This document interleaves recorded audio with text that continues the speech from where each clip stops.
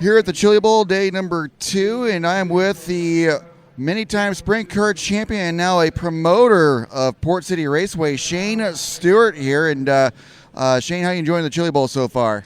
Last night was good. So my buddy Snow and I have a little podcast ourselves that we've been doing every day right before hot laps start. So we had Steve Carbone, the owner of the Trifecta team, on yesterday, and we had Dason Pursley on today. I actually went home and enjoyed the races from my couch last night. But what I saw was good. We were really blessed last week with some really good racing, great racetracks with the shootout, and I think this week's we're in store for some really good races. How many of these Chili Bowls have you been to now? Oh gosh, a lot. I've raced in several of them, haven't in quite some time. But I've been in this building a lot between racing micros when I was younger to racing midgets a few times. I've seen some really good racing here. We're just fortunate that it's in our backyard. But they all do a great job here. As a promoter now, I know what it takes to put on an event, not at this magnitude, but I know the people and the manpower it takes to put on a great show, and they do a good job here. And you mentioned Port City Raceway. After getting out of the race car here, what made you decide to become a promoter? Well, I question my sanity on a daily basis of why I went down this path. But, Port City has had, it's been around for 50 years, which is a long time for any racetrack. It's got a huge history here in Tulsa. We have a lot of really great teams that race with us weekly. We have some great events that have been part of Port City for a long, long time. When it came up for sale, I just thought that it was going to be a great time for me to move back home, be around my family a little bit, and I still was going to have to work. I didn't make enough racing. I put enough back for later on in life, but I didn't make enough to where I could just stop working, right? So it was a good opportunity for us, my family. We lived in Indy for almost 15 years. It was just a good opportunity for us to move back, still be involved in racing, help the young kids, try to groom them to become, a full-time race car driver if that's what they aspire to do. So it's been fun. It's year 5.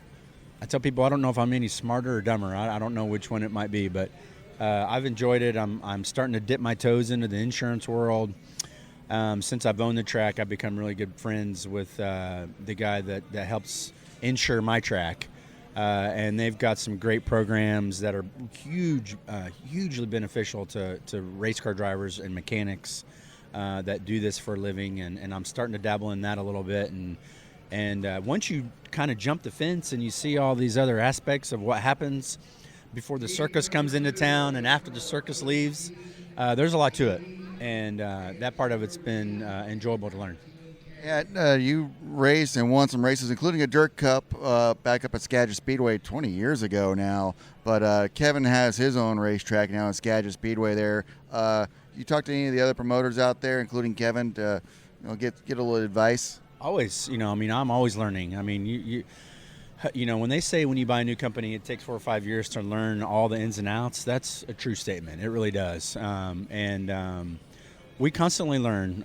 There's so many moving parts that happen with a racing facility, and we're always learning. I always try to get ideas from different promoters, and obviously Kevin is a huge part of Port City with myself, and I've relied on his group of guys many times and had a lot of questions on how they do certain things, but you're always learning, always.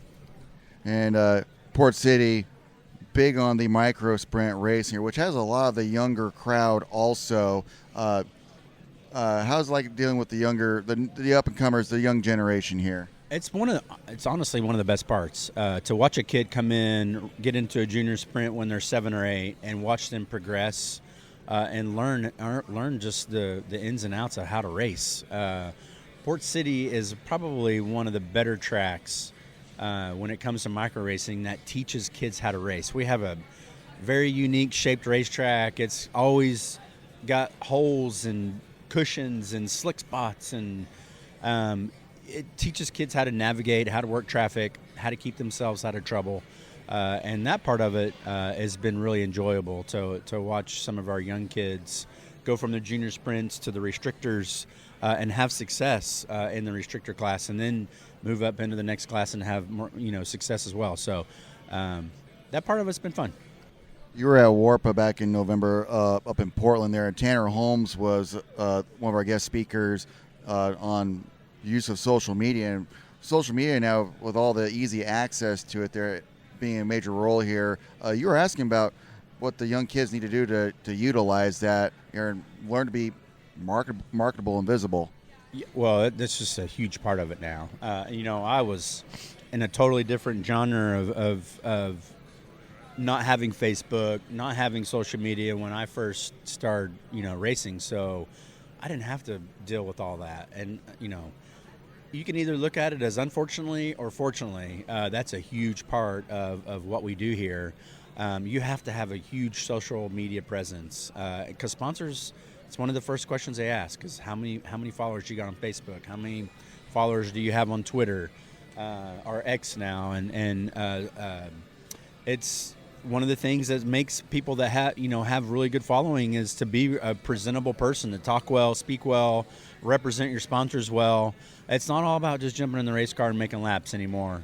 And Tanner's obviously been an exception in that part of it, and it's helped him a lot. And I asked him, I'm like, man, you need to sell your services, because I feel like I could have him come to Port City and sit down with some of these kids and teach them how to make videos and stuff like that, because people love it. People love that stuff. So it was interesting to sit and listen to him and get his his story of how he got started. And like you said, it started with one video and it's led to he's got thousands and thousands of followers. So very interesting. And speaking of Portland in the Northwest here, you're from Oklahoma, obviously, but you spent a lot of time racing out that way also. You're a two-time Dirt Cup winner, drove for a few different teams out there, Kevin Rudine, Mike and Janie Doyle there. You won the first two Fred Brownfield Classics there, and you saw a lot of success there in Washington and Oregon over the years. Absolutely, yeah, and what, I was actually fortunate to actually get up and speak in front of a group of people at one of Kevin's foundations that he was having, and I told him winning my first Dirt Cup really opened the door for me. Obviously, being a huge race on the West Coast, it was a well-known race, right? Like all the California cars would go up there and race. It was a tough race to win. Not very many people really knew me outside of the Midwest. So for me to go up there, race well, it obviously opened my doors with Kevin Rudine. We had some great success with Kevin. I was able to meet Danny Kirkpatrick, win another Dirt Cup with Danny Kirkpatrick. Janie and Mike Doyle obviously met me and heard about me from the success I had out there.